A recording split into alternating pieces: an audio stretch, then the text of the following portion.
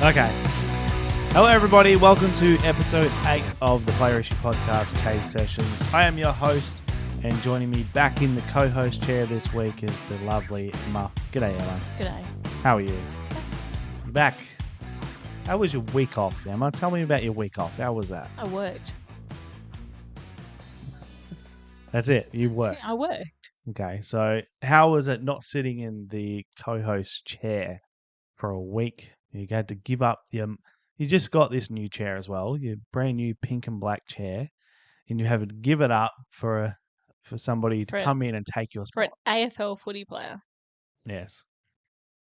Former AFL footy player and legend, Craig Callahan. If you missed last week's episode, make sure you hit it up. How was it, Em? You didn't watch this chair, did you? Of course not.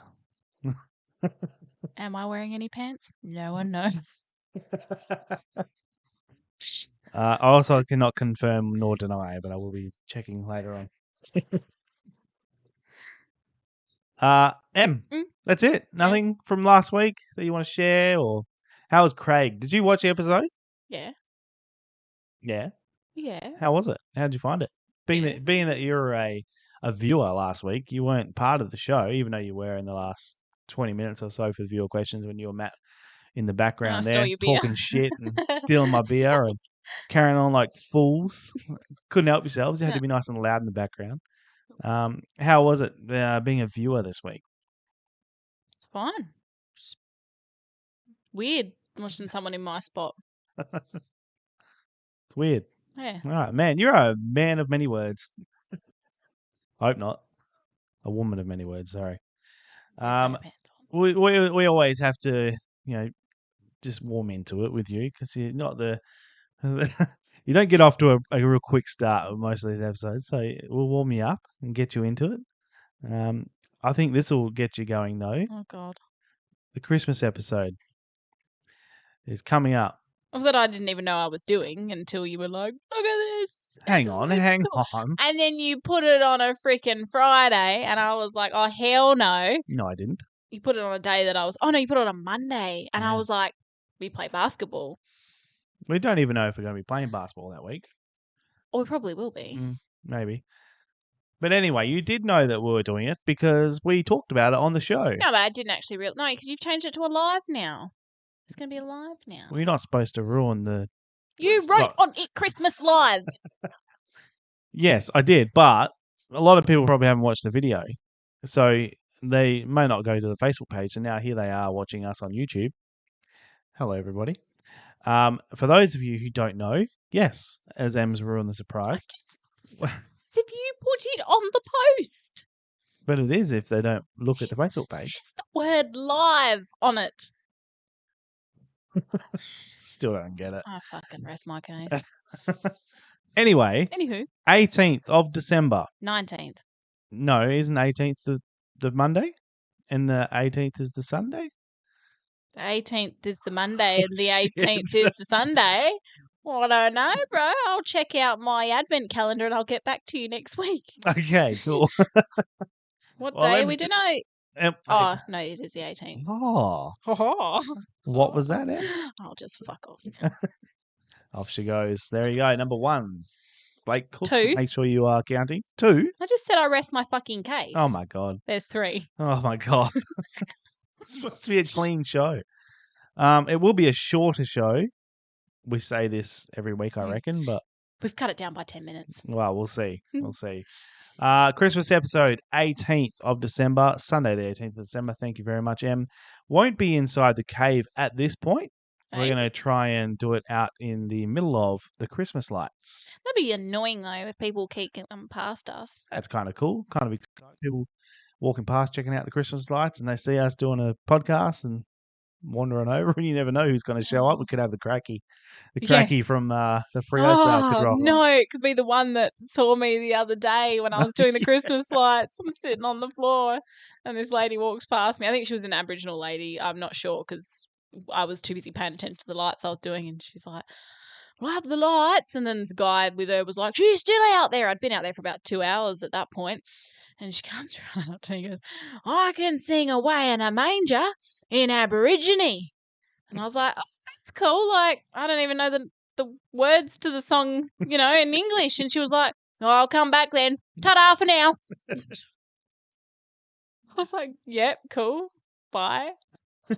I wish I was out there. I was actually taking a shit at the time. Should have actually said, yeah, do it. I was taking a dump at the time, and I heard you just talking out there. I didn't know what was going on, so I ran out, and they'd already walked off. But that would have been awesome. I would have said singing. I would love to hear it. I reckon it'd be cool as hell. Ta-da for now. They didn't come back, She never though. came back, no. Ta-da for now. So all the lights are done. They're up. The light turn-on show didn't go as planned. No, it was embarrassing. What happened, Em? Tell us. I don't know. We tested them the night before, and Erin wanted me to do a live so he could see them when I turned them on because it was a Thursday and you're working late. And everyone, all my clients were like, oh, yeah, that's wicked. We will. Anyway, so I did a live and I was like, hey, turn on Christmas light day. Everyone come with me to flick the switch. Flick the switch. Nothing. Donuts. Shit. So I've placed my phone on the floor and I'm like, bear with me, and you can hear every C word, F word coming out of my mouth. And I was just like, look, I'm ending the live. I'll see you in a minute. Don't know what happened. I think I overloaded one of the power boards, but I figured it out eventually. And then I made another video and I'm like, I'm back. These are the lights. I was about this close to having a mental breakdown. But it went good. It was a shit show. We've had, what is it now? It's the third. So it's been up 3 nights now. First, second, third. Yep, that makes sense. 3 nights now. We've had a lot of people come past, have a look. Seemingly really enjoying it. We usually see some comments on Facebook pages and things that people. We haven't really posted anything about it though yet. No. Are we doing the Christmas light? Are they doing the Armadale Christmas light thing again? Yeah, there's another competition this year. We actually won a competition last year. There was 5 winners, I think, but it's pretty cool to get a trophy. We'll make sure we get that on the show next week. The Christmas lights trophy. Can we just let people know though that because you've been working so late with Black Friday sales and that, you did the gutter lights. Look, I contributed. I got the icicles for the gutters and I put them up myself, all by my lonesome. And I set them all up to make sure they all sync together and they look beautiful and pretty. And Em did the rest. Thank you. Make sure you put a picture up so people can see. Well, all right. Picture's up. Yes, it looks beautiful. And FYI, I got on the roof. Yes, Em does get on the roof every single year because a man of my size should probably not be on the roof, not because I'm scared of falling off, but it seems that every time I do, I break a tile. Luckily not this house. But yeah, so I broke a few tiles at the parents' house. So I think it was 6 in total. Your dad was fuming. He was fuming. Fucking fuming. They weren't happy, so I just decided not to get on our roof because we got a nicely fresh painted roof as well. So that's a really good idea. Do that because it makes a hell of a difference to your house. If you haven't restored your roof, do so. It's great. Anyway, the lights are beautiful. So we figured, why not? Go out there and do a podcast out in the middle of the lights and then the fun. Chances are no one will show up, but you might have to have a producer for that show or just some security or something. No one's going to have any idea what we're actually doing out there talking, but if you would like to come and be an audience on the show, please do so. 18th of September, Sunday the 18th of December. Come, sit in the background, do whatever you like. Enjoy the show live. Enjoy the lights, of course, and no doubt there'll be some people going past and yelling out some shit. You won't actually hear it because these mics are so good you don't hear anything in the background, but there'll be lots of people yelling out. Hopefully, really enjoy the lights. So I hope that Aboriginal lady comes back when we're doing it too. Sing away in a manger in Aborigine. If she comes back, we'll get her on the show. Sing it. I should have said yes. I didn't say no. I just didn't really react. I was just like, oh, I don't know the words to it really anyway. So if she comes back, we're getting her on the show for sure. So 18th of December, Sunday, it'll be at 7 p.m. at this stage, WA Standard Time. We'll see. Just because of the darkness, it won't be very dark at 6. It's about 7:15 that the lights really start to sort of show. Yeah, so It takes a we'll while to get see dark. depending on how everybody feels about the time over East. Of course, most of our viewers are over East, so we'll see if that suits everybody. We'll be about 10 p.m. Eastern Standard, so we might have to start an hour early. We'll see how we go, but the full effect of our Christmas lights will be if we do it at 7 p.m. So it will be a live show. We would love to do some giveaways, some raffles, or some draws, or something. If anyone wants to donate to the show to do that, feel free. We'd love to give you a shout out on the show and give away some cool prizes to some kids or whatever. It'd be great fun. And make sure you tell all your friends and family to watch the show so we can all enjoy it. What do you think, Em? It's gonna be a good Yeah, show. sounds good. Yeah, yeah.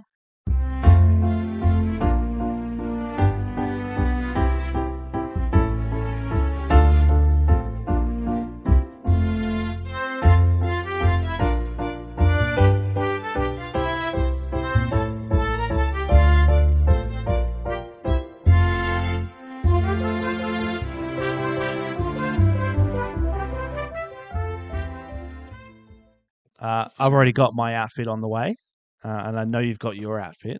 Oh, Well, we got to wear Christmas outfits. You I'm can't wearing my just wear. pajamas. Yeah, That's not on the way. They're here. exactly. Like, I was going to wear them today, but then CBF'd. Well, you got to save them for the Christmas Yeah, show. You can't wear them exactly. now. I'm going to wear that. I swear I have. And don't give away the secrets. I Calm wonder down. if I Sit still have down. my reindeer Stop ears. talking because you're giving away the show. Let the people watch. Find out. I'm just Yeah. talking Yeah. out You loud. talk to yourself, Yeah, but away okay. from the Okay, microphone. sorry. All right. Let's get off that because we're already 11 minutes in. It's supposed to be a shorter show. Mm. The hats. So we have 3 hats left. Hamish Clark. I know you watch the show. I'm swear you sent a message to say that you wanted a hat. Send me another message because I keep forgetting to send you one. If you would like a hat, let me know. There's only 3 left.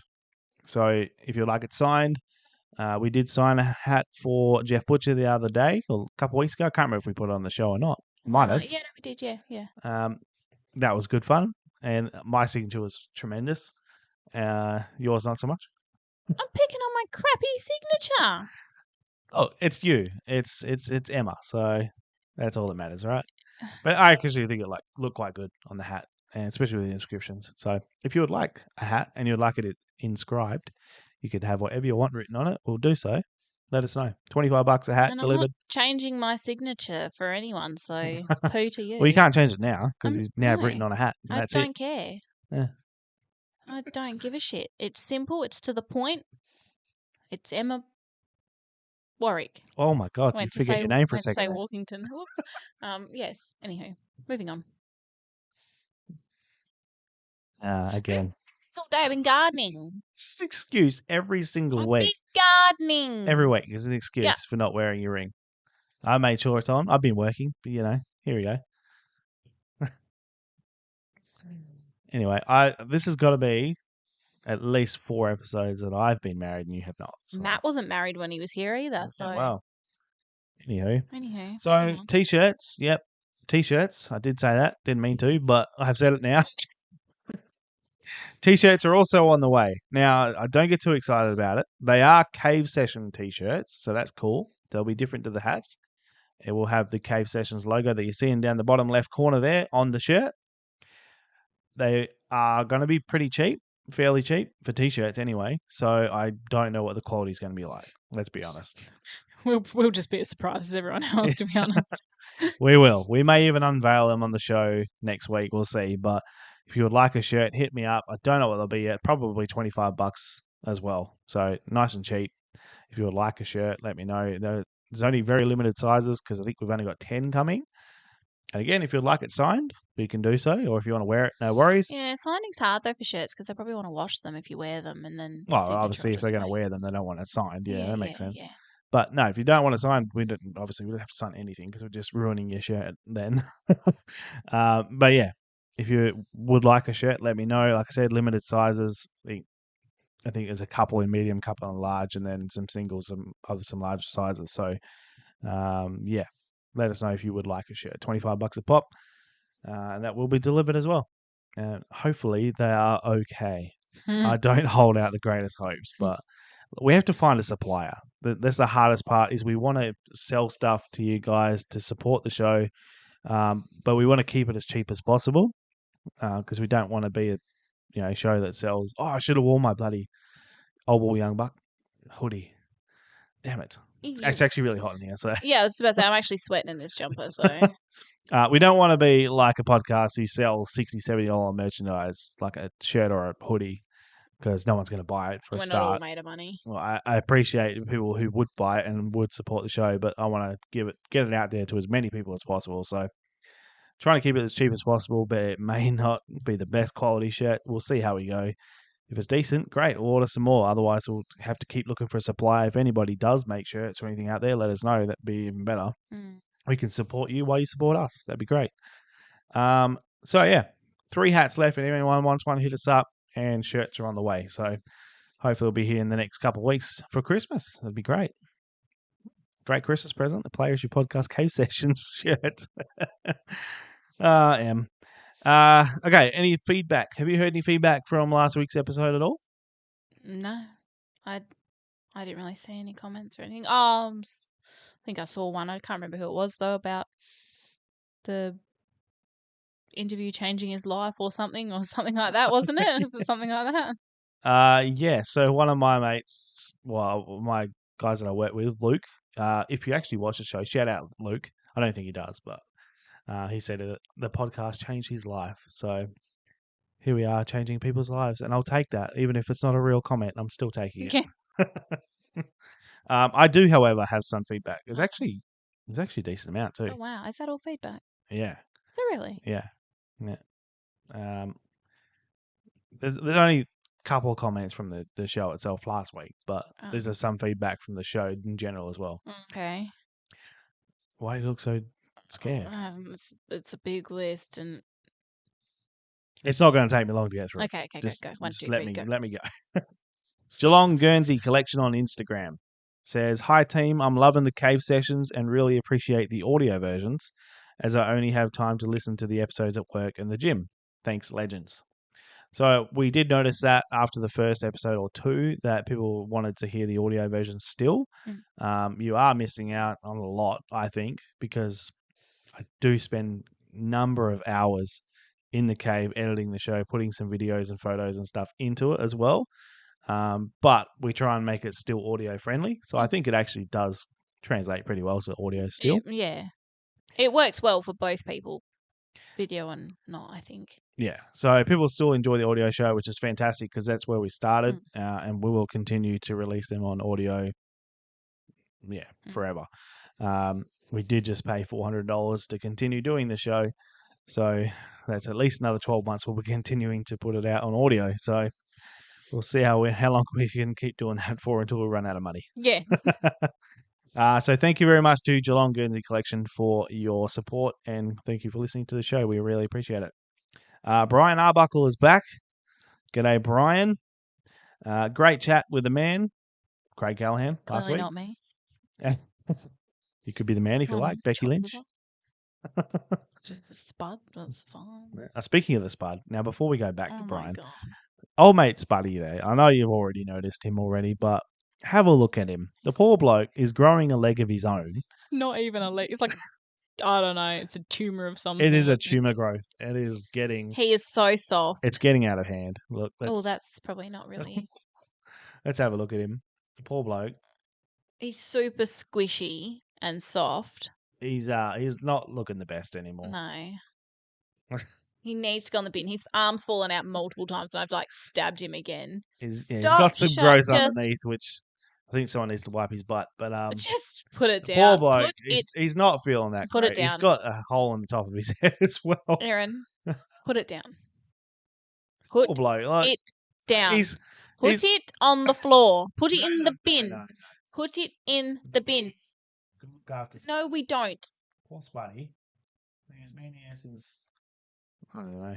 Just look. Episode. He's put it down. Stop fiddling with it. He's down. Just get rid of it. Oh, this could be it. Is this the end of Spud? Yes, this is it. This is goodbye.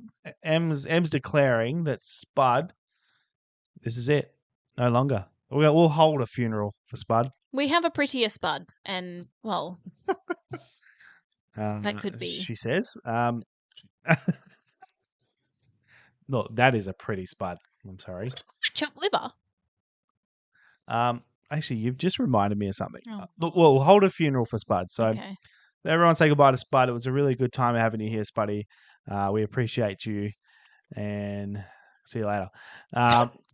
Oh shit! It always come back and hit me. See you, Spuddy. I kind of feel bad for that.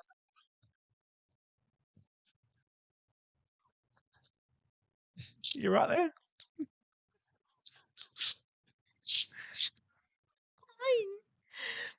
Oh my god, that could have been dangerous. I don't know where he's gone. Oh, he doesn't look too good behind there. Sorry, Spud. See you later, mate. It was nice knowing you. We have to get a new mascot now. If anyone has any ideas for a mascot, shout out to the Player Issue Podcast on Facebook. You never know, you might have another one on the show next week. Em, you reminded me something just then. Because you've said a few times this episode. What did you? I can't remember what you just said. Now you've just. What am I, chopped liver? What am I, chopped liver? So you've said that a couple of times at least, 2 or 3 times. You just reminded me of something that I noticed last week. Yes, because you told me I couldn't unhear it. So the feedback this time is from myself. No one else shouted it out. But what was the word? It was driving me insane hearing myself say it over and over again. No. Something perspective. No. No? I kept saying thought process. Yes. Over and over and over again. And what's your thought process on that? And what's the thought process on that? Yeah, and I didn't notice it until you mentioned it to me, and then I couldn't unhear it. Yeah, you said it a lot. All right, you right, Em? You good? Dog. You back? That dog going off her chops. You see? Oh no, you didn't. No, see I didn't. Clearly, you couldn't see her. She's just standing in the middle of the lawn, like whoa, whoa, whoa, whoa, whoa, and I said, "Oi!" And she's like, "Shit." So she's just sitting there enjoying your freshly mowed, beautiful green grass, just yelling at the top of her lungs how much she loves it, and there's you going, "Oh, hey, shut up." Poor dog. I'm really just like copping it today, aren't I? The Spud's prettier than me. I'm in trouble for telling the dog off for barking. Yeah. Now, I want to know your thought process. Anyway, it shit me. I'll fucking punch you if you say that too much today. It gave me the shits just watching it back. It did, and I yeah. actually noticed when I was saying it that many times, I think there was a moment when I actually stopped myself at one point and just gone thought process. I can notice that I've been saying it over and over.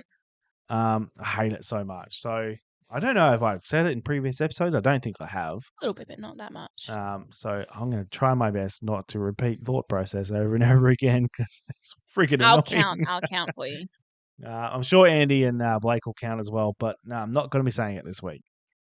Back to the feedback from last week. So Brian Arbuckle, the good man, great chat with the man we used to call Harry. Didn't know that. It feels like we are still relatively young club until you hear some of the names he spoke of from way back when. Suddenly I feel a bit old. Thanks again, E.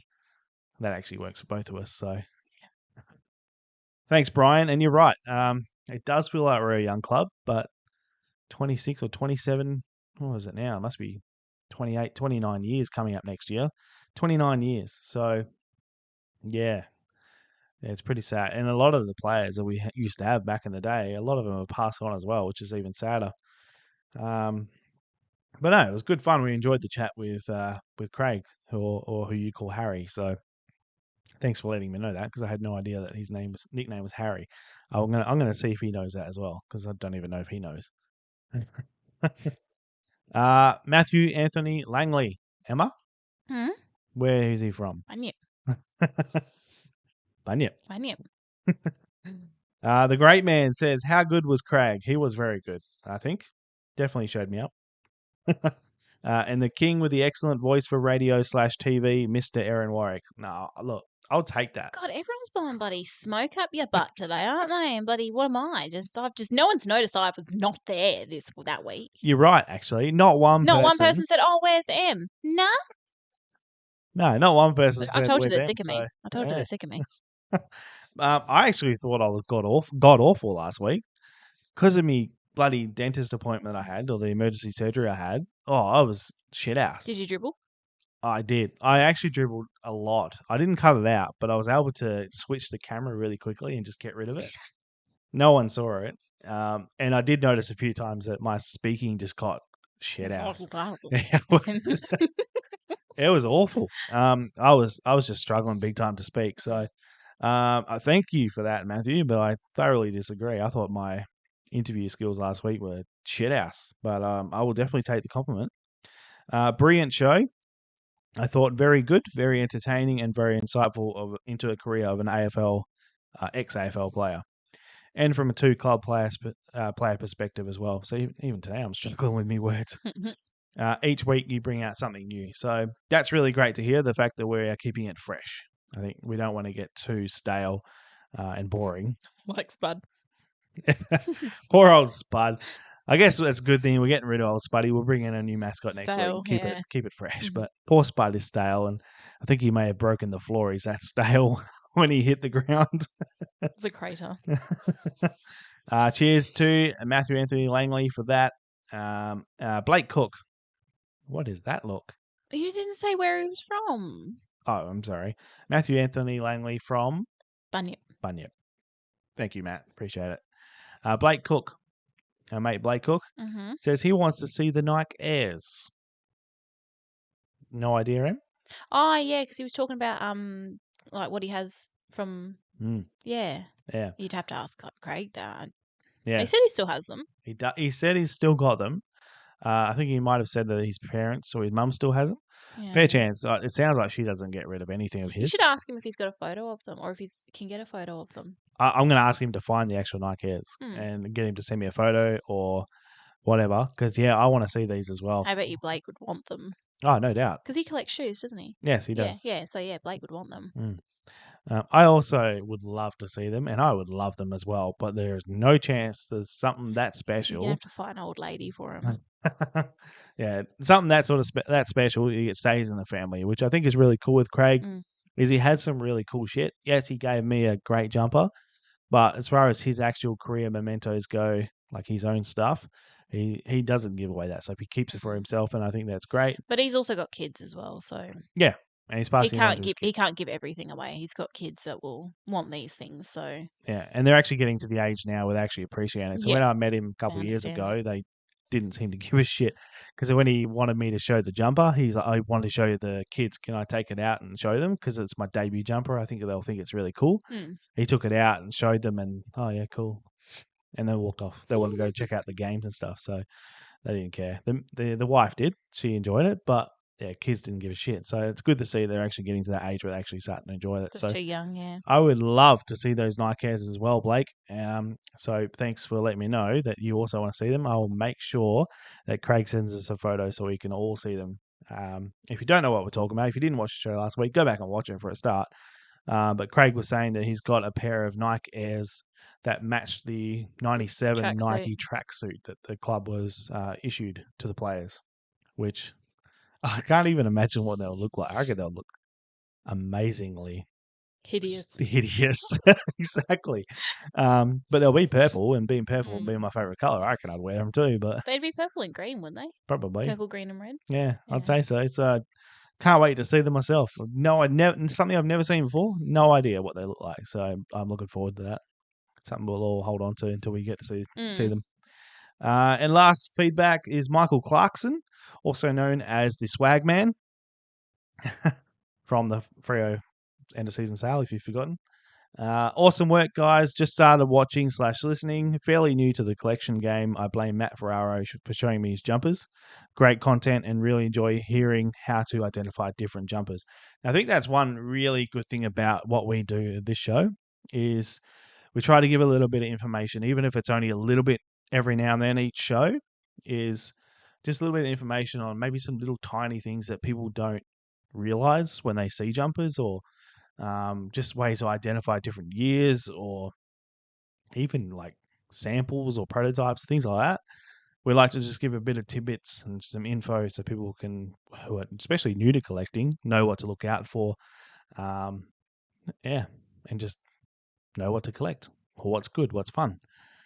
So thank you, Michael, for your feedback. That's great. And he also bought 2 hats, which we'll be sending out to him shortly as well.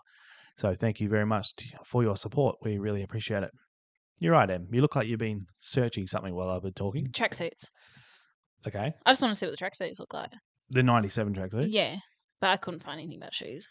It just kept coming up with the new retro jackets that have just come out. Yeah, it would do. Yeah. Those tracksuits are awesome. I'll put it up now. They look amazing. Craig said he had it, and I was like, oh my God, I would love that. And he saw how much I wanted Frothing. it. And he's like, oh, I'm not going to give you the jacket. And I was like, yeah, no, I didn't expect it. But because he actually asked me, I had a pair of Kevin De Bruyne tracksuit pants from Manchester City. And I put them up on my page when I got them. And he actually messaged me and said, oh, my son's a massive Man City fan as well, loves Kevin De Bruyne. Any chance I can buy them off you if you ever want to sell them? So, he's just given me one of his amazing pieces in the Adrian Fletcher jumper. And then willing to pay you. And then he's willing to pay me for these. So I was like, nah, it's all good. I took them in and I gave them to him next time I saw him. And he said, oh, I really appreciate this. I'll give you the tracksuit pants that I have from the full suit.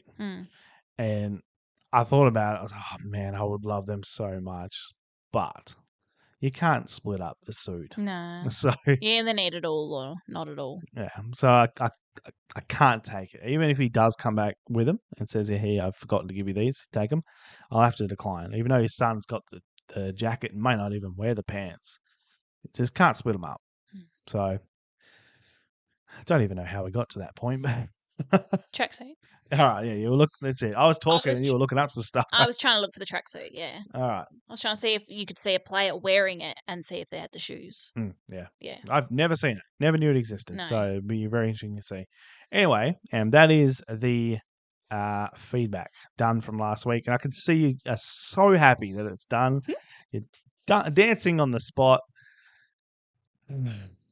I'm trying not to just get fired up already, so I'll let you do your thing. What would you like to say, Emma? How? So, Erin, what day was it? How was your Sunday morning and your shopping on Marketplace going? Do tell. Okay. Before this starts, you should just put something on the video that's like, hi, Erin's rage coming up. Yeah. Yeah. All right. So you're going to identify this by Erin's rage by this video.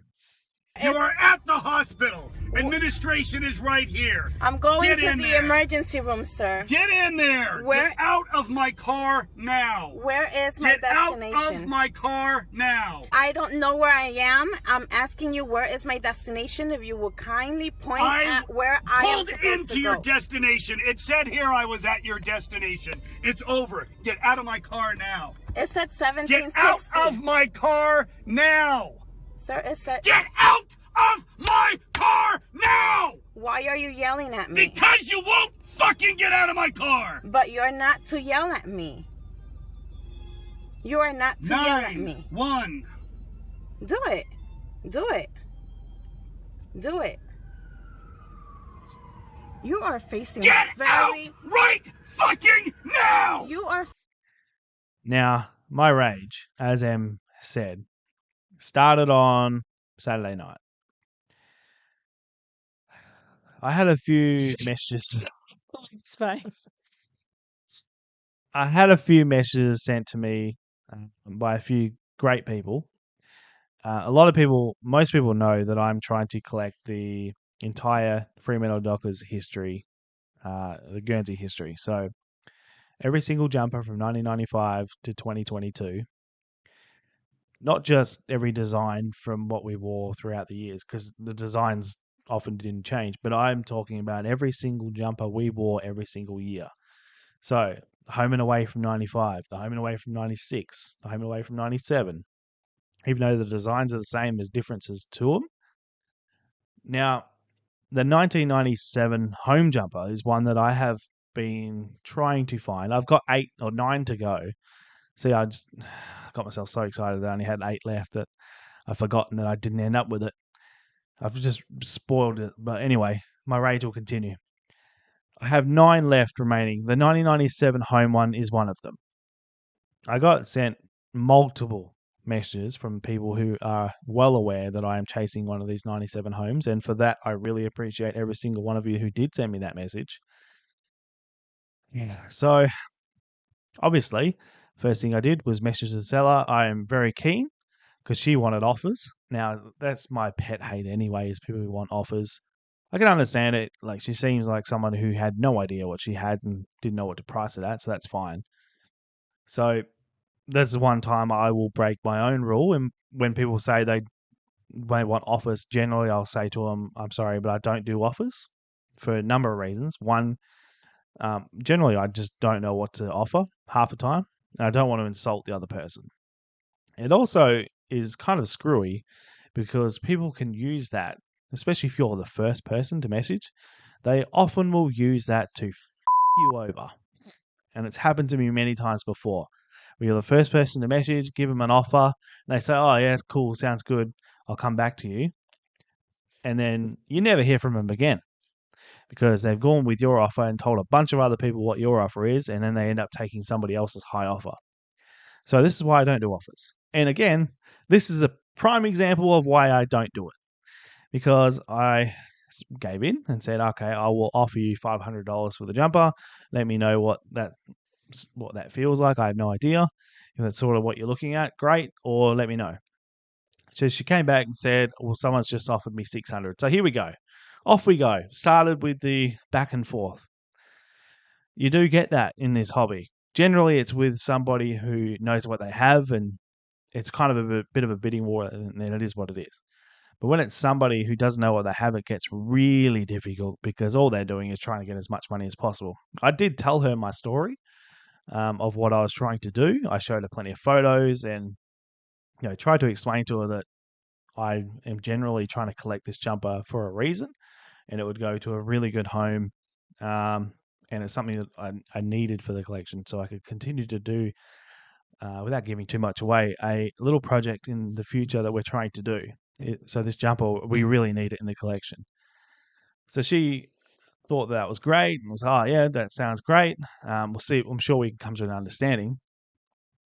The back and forth didn't stop, however. So I went from 6 to 650 to 7. And then eventually she just said, look, will you do 750? And if you will, then we'll just call it a day. I said, yep, screw it. I'm done. I don't want to do this anymore. So 750, fine. It's a lot of money for a 97 home jumper, which, chances are one day I'll probably find one cheaper, but you never know in this game. You just don't know if one will ever show up again. So you got to do it sometimes. You got to spend a lot more than you're willing to or think it's worth because, you need to get it. So I agreed. I said, yep, sure, 750 sounds great. Done. So she said, when can you pick it up? My mistake, I guess, was saying that I would need to get the money together as quick as possible, but I should be able to pick it up tomorrow. So this was 5 or 6 o'clock in the afternoon at this point, and I said I'd be able to pick it up tomorrow.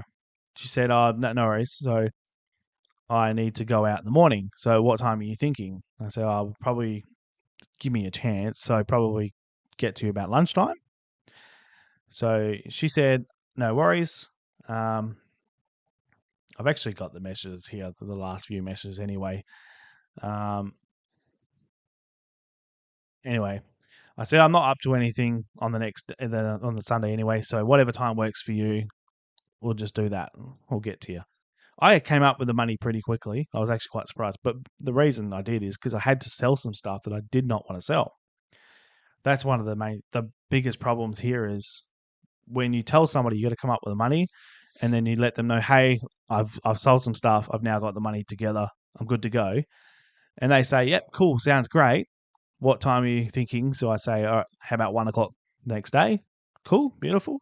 And then she tells me, Ems wants to interject here. Go on, Em. Are you going on to... Is there more of this message? Yeah, there's more. There's more. So this isn't the Sunday morning yet? Not yet. Okay, carry on. Proceed. So she tells me that she lives north in Belga, which about 45 to 50 minutes from here. I say, that's not a problem. I'm willing to travel. No issue. I don't really care. It's not that far anyway. 45, 50 minutes is not that far. I should have known. This is a red flag right here when people say, I'll meet you halfway. generally it's because their intentions are good, mostly, because they're trying to do you a favor and meet halfway so you don't have to drive as far. But it always worries me when they don't want to give you their address. So I got a little bit worried when I said, I'll meet you wherever. No one ever comes south, so I'll just drive to you. And she says, no, I'm in the... I'll actually read the message. She said, I'm in the hood, as Balga is known. She's never been to Armidale, I'll take it. I'm not an expert on south of the river, so how about like Kings Park? Like the main car park near the War Memorial. So, okay, we've made an agreement on where we're going, and 1 o'clock. So, Kings Park War Memorial at 1 o'clock in the afternoon. Sweet. Thank you very much. I'll meet you there. And that was at 1 o'clock in the morning by the time we got to the agreement on where we were going to meet. At $750. Everything's sorted. You may continue, Em. Oh. No, I've got to add this bit into it because it's funny, but it's not funny. So then that morning you woke up, and I remember waking up and being like, hey, what time are you picking up the jumper? And you're like, this time. It was about maybe 11:30ish, 11:45, and my mum rings me. So I'm on the phone to mum, and I'm in, like, Erin's still in bed, laying in bed, like, going through his messages, and I'm on the phone to mum. Mum's like, hey, do you want to come meet for a coffee? And I was like, oh, nah, because Erin's got to pick up a jumper, and all you hear in the background, well, not in the background because I was in the room too, and on the phone to my mum is, you fucking, and the C word, and my mum's like, oh my God, is Erin okay? And I was like, no. I don't think I've ever sworn in front of your mum before. So and you were fuming. I was fucking fuming. I was fucking fuming. Like, I've raged before about some of the jumpers and things like that, but I was fucking fuming at this point. I ended up walking out of the room because you were going off, and I was like, Mum thought you were swearing at her, and Mum's like, oh, is Erin okay? Did I upset him? Did I wake him up? Is everything okay? And I was like, no, it's all good. Like, I'll tell you later. So you're going to ask, why was I fuming? So I haven't actually said why yet. Why were you fuming, Erin? I woke up at 11:30, hadn't got a message from this person, so I thought, okay, cool, we're all good. So we're getting ready to leave, basically. We're, chilling in bed because I did stay up late watching the FIFA World Cup. It's going great, by the way. So I woke up, I was all pumped and ready and excited, had the money ready to go. I sent her a message just so I could say, hey, we're about to leave, on our way. We'll see you there.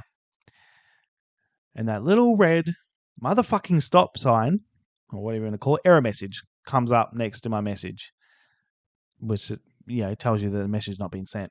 I immediately knew what was going on. Within half a second of that popping up, I knew she'd just fucked me over. She blocked you. The bitch blocked me. She blocked you. And when you said, so Erin went, are you fucking this? And I got off the phone to Mum, and Erin said, she blocked me. I literally said to him, I guarantee you someone's messaged her and said, hey, I'll pick it up right now. It'll be sometime in the morning. I'll pick it up right now and I'll offer you. She would have said, oh, someone's offered me $750. This person would have probably said, oh, I'll offer you more. And I knew exactly as soon as you said she's blocked me, I went, she's accepted a higher offer. Oh, 100%. What I knew that. A fucking You can say, dog. I'll bleep it. I don't give a fuck. Okay, what a Yep. I was absolutely ropeable, and I don't think I've been angry about a jumper that bad before, ever. To swear in front of your mum and to say the C word in front of your mum. Mum thought you were talking to her because she was literally like, hey, do you want to come for a coffee? And then you heard, you fucking, and Mum's like, is he okay? Like, did I wake him up? And I was like, no, it's not you. I mean, how bad is it that we get that angry over a football jumper? Mum was actually really upset for you too. Mum's like, do you want to bring him out for a coffee? It might make him feel better. We'll buy him a coffee. And I was like, no, Mum, like he's not in a good way. I wasn't. I was not good at all. I was in a god awful mood for the rest of the day. I did send many, many messages, even though I knew they weren't going through. I just couldn't help myself. Did you actually? I just continued writing, fuck you, and this error. But it made me feel better. You tried to contact her on my phone too. I did message her using Em's phone. Again, I knew she wouldn't read it. That went through, but she hasn't actually read it. Yeah, so I knew she wouldn't read it, but it made me feel better just saying how much of a piece of shit she was for doing it. She would have seen it though. It would have at least popped up and said such and such has sent you a message request. She would have probably seen their last name, and she can also open them and then mark them as unread. So she knows we're onto her. Oh yeah, but she don't give a shit. No, of course she doesn't. Don't do that. I mean, I don't think that too many actual hobbyists, the people in this hobby, collectors, would actually do that to others. Not too many would do that. I know she's just somebody who was out there trying to get as much money for it as possible. But the worst part is she didn't even fucking tell me. She just blocked me, moved on, and just said, fuck you, basically. And that pisses me off. Like, I'm not even going to bother saying her name because she doesn't deserve the airtime for a start.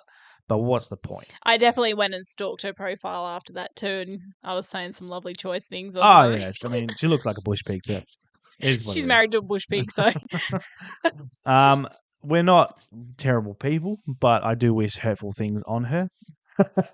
To be fair, you wished you didn't really say you wished hurtful things on her, but I was like, I said something pretty nasty, didn't I? And I was like, I actually think I said I hope she gets hit by a car.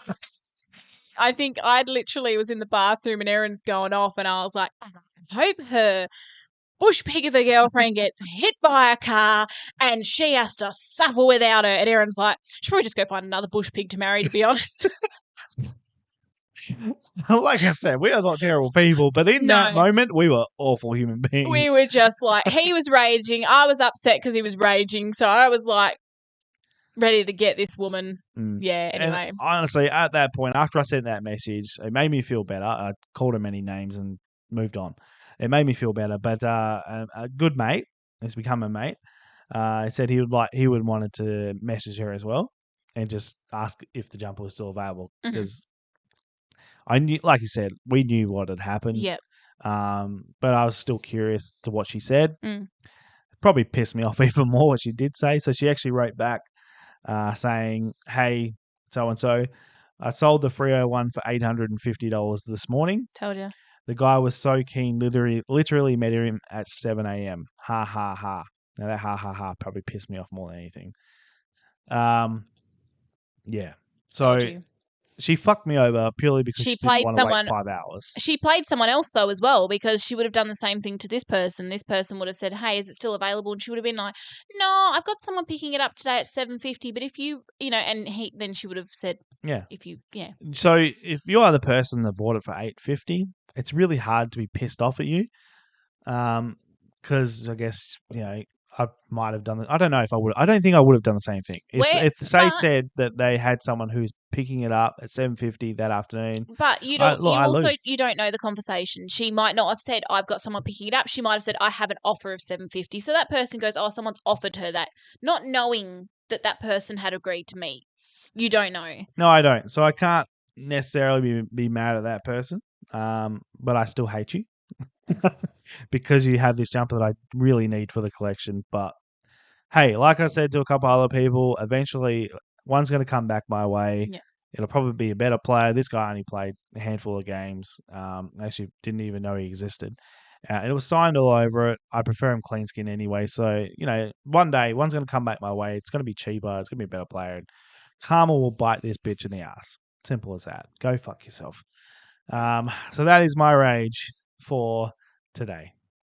You don't have a rage today, Emma. No, I don't need to have a rage. Well, I kind of had a rage, actually, to be honest, anyway. A mini rage. Yeah. I said some hurtful things, and I'm not a terrible person, and I don't really wish those things on anybody. It was in the heat of the moment. It was. You hurt my husband. I hurt you. Yes, I was pissed. Anyway, we move on. It's simple as that. We move on. However, there is another little thing we got to address. Uh-oh. Yes. It's a don't do of jumper collecting. Now, like I said, recently, there's been some comments and some queries around flippers, especially since the sales have happened. A lot of people are against it. Some people don't give a shit. I'm in the camp of you get it before me, then so be it. A lot of people just don't like the blatant screwing over of people. But the worst thing to do is to create a fake profile and put something on Facebook Marketplace and sell it and agree to sell it to multiple people. essentially you're just fucking scamming people, because this person, I at least know of 3 people that he got to send him money, $280, or may have even been more, some of them. Shit. But I've seen the receipts and the return receipt, so I know who the person is because his name is on the goddamn return receipt. That is fucking stupid. And you know who you are, and you do watch the show. Do tell me. You dumbass. Tell me. Mute us and tell me. Mute us and tell me. Tell me. Who is it? Look, I'll tell you later. No. Oh, Tell me. I'm not going to say your name on the show because you are a young-ish kid, but you're still an idiot. Look, you didn't learn from last year saying comments to somebody, myself. Don't do stupid shit. Now, this is a dumbass thing to do because this just calm down. This and go away. Go sit down. No. Go sit down. Sit down. Go sit down. Go. Anyway, don't do this. This is a stupid idea. This hobby is very small. Everybody knows everybody. Everybody talks. This is dumb. Because eventually it's going to bite you in the ass. Scamming people is a fucking stupid idea. It doesn't work.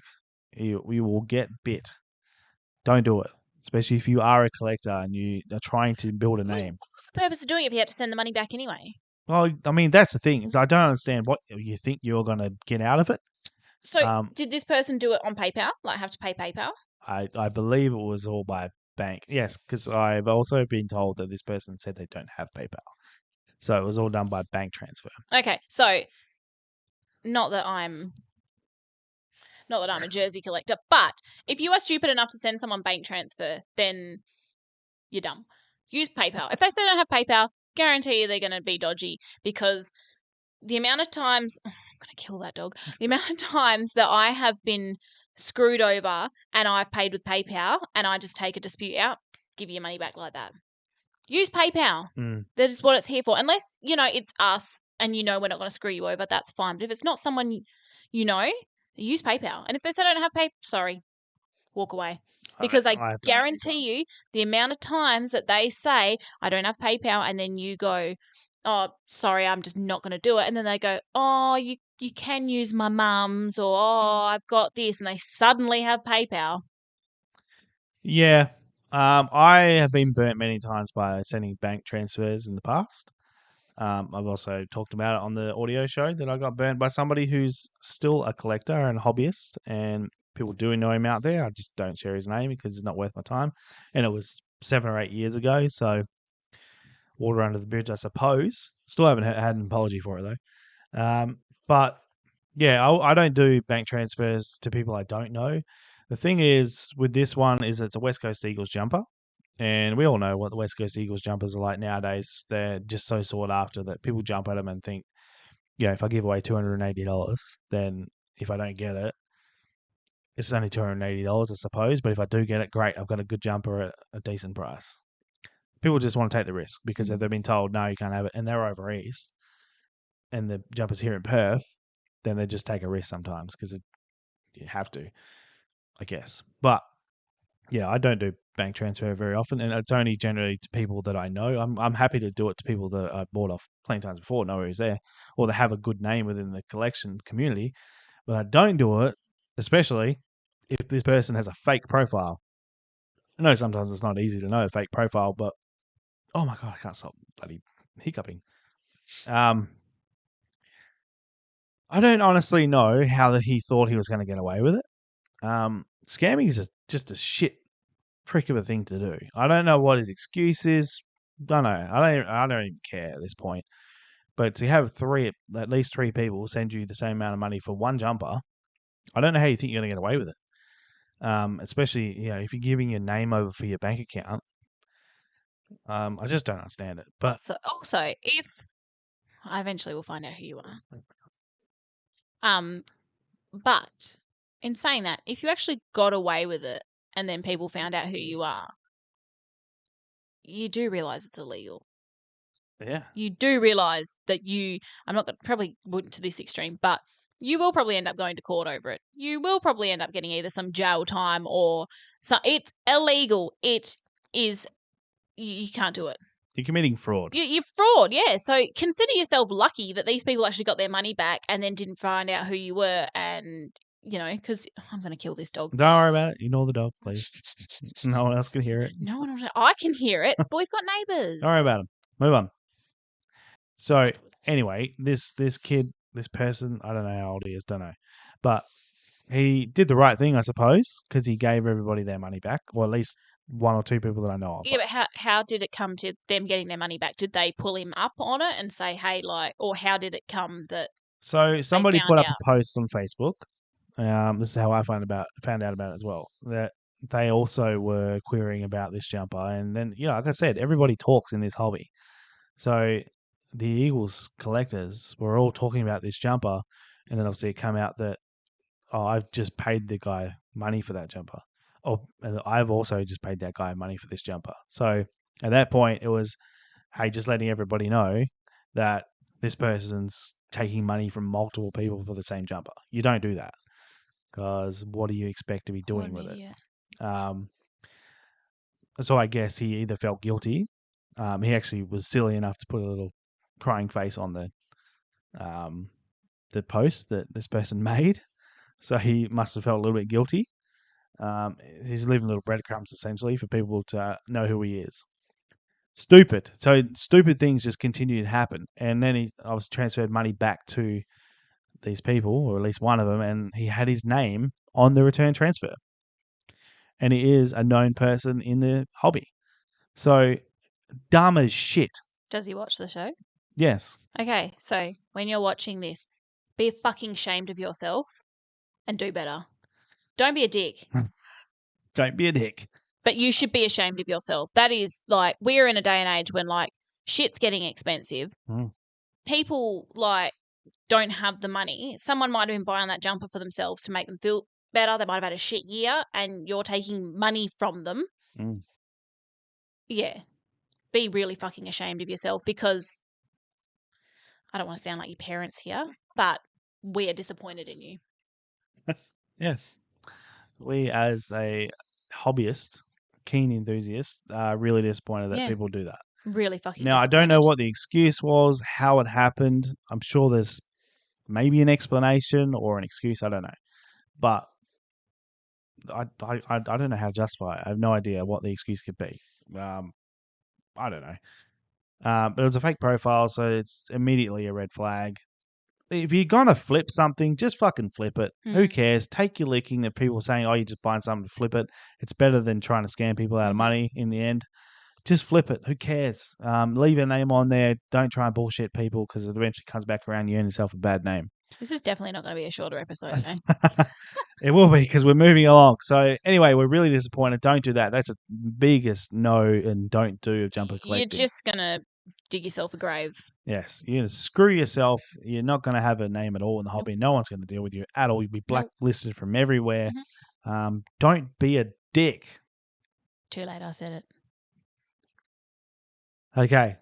That is a double rage. I mean, it wasn't really a rage. It was just a bit of advice from the Player Issue Podcast Cave Sessions, Erin and Emma.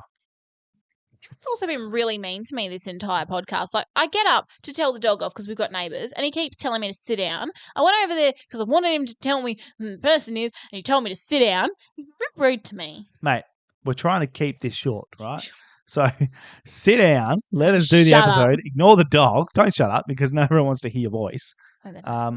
Let's do the show and try and ignore the dog. She is going nuts in the background. But calm down, mate. Just calm down, all right? You're a fine one to talk about calming down. I've had my rage. I'm good now. Exactly like I said about sending the message. I was good after that. Okay. All right, Emma. New jumpers for 2023. This is about a time in the episode where you tune out. So yes, because you don't tell me about this. No, you don't see it in beforehand. But you can look it up while I talk about it if you like. Okay. New jumpers for 2023. The first one I'll talk about this week is Brisbane Lions. So they did a little bit of a campaign with their new sponsor. Where Dane Zorko was shown. I'll just show you the video anyway. But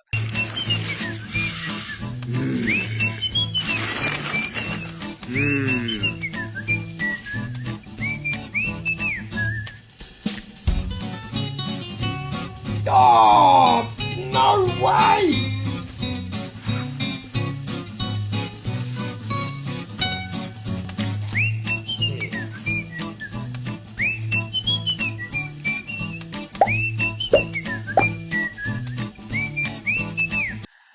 Shown wearing the New Balance jumper with a McDonald's logo, where the sponsor logo goes in the bottom, the top of the collar.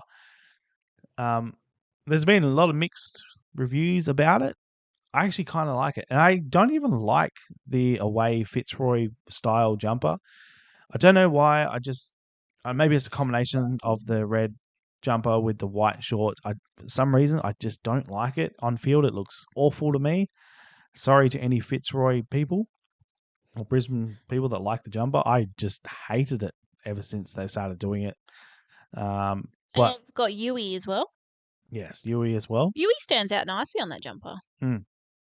They've also another sponsor that they've changed as well. So this one actually got unveiled at the AFLW Grand Final when the mascot was wearing the jumper. It had Caltex. Caltex, yeah. On it. That one just popped up, yeah.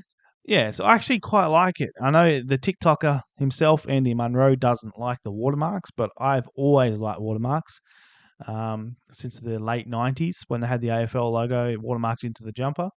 I really like it, and I love the fact that Brisbane still do it. I'm not sure if Adelaide do it still anymore. I can't remember. I mean, the McDonald's thing doesn't look terrible. I like it. I think it looks cool. The colours actually work with the jumper as well, I think. Yeah, they placed it very well. Very well. So I quite like it. So well done, Brisbane. The jumper looks great. New Balance does make some pretty nice stuff, so I think it will be much better than Classic. St Kilda's jumper got released as well. It's a bit of a nod to, I think, the late or mid-2000s, so 2007, 8-ish, where they had the piping on the collars and cuffs. And then the logo is moved over somewhat and is quite large. So it looks quite weird, but that's also a nod to some classic jumpers. So some back in the old days, the old woolen style jumpers with no sponsors whatsoever. It was just the piece of wool and the giant logo. So bit of a nod to some old school stuff back there, and I think it looks okay. A lot of people don't like it, but I actually think it looks all right. And they've got the new sponsor on there as well. Freo, sorry? Meh. Em's not too sure about it. Can't rate it. Can't rate it, or you don't rate it? I just can't. I'm not sure if I like it or not. So the logo is a bit weird, having it so big and in the middle, and it kind of blocky. But that, like I say, it's a bit of a nod to an old school jumper. So in that sense, I actually don't mind it. The new sponsor looks all right. It's okay. It's quite big. They don't have the little jumper under the collar sponsor at the moment, as you can see in your picture there, Em. They don't have it yet. So my suggestion is that they are still looking for another sponsor to put under there. I think last year they still had Dare, so Dare copies. Looks like they're still looking for a new sponsor to go in that spot. That would be my guess anyway, unless they decide to put the New Balance logo back. But everybody is trying to make more money these days, so I think everybody will be trying to sell that spot on the jumper. Freo's jumpers, I don't know if they've been officially released. They definitely haven't been officially released, but I don't know if this is going to be the final design, but the Bankwest logo looks quite large. I don't know if I think it's the away jumper. So the purple away with the Bankwest logo on it. It does look a bit large, but I would think it probably is going to be that design. And on the home jumper, and I'd imagine on the away on the back as well, the Woodside logo is staying, which was quite funny because we did have a bit of a rebuttal about that, where people were saying that Woodside was gone. It isn't. And as you can see, the Woodside logo now has Woodside Energy on it.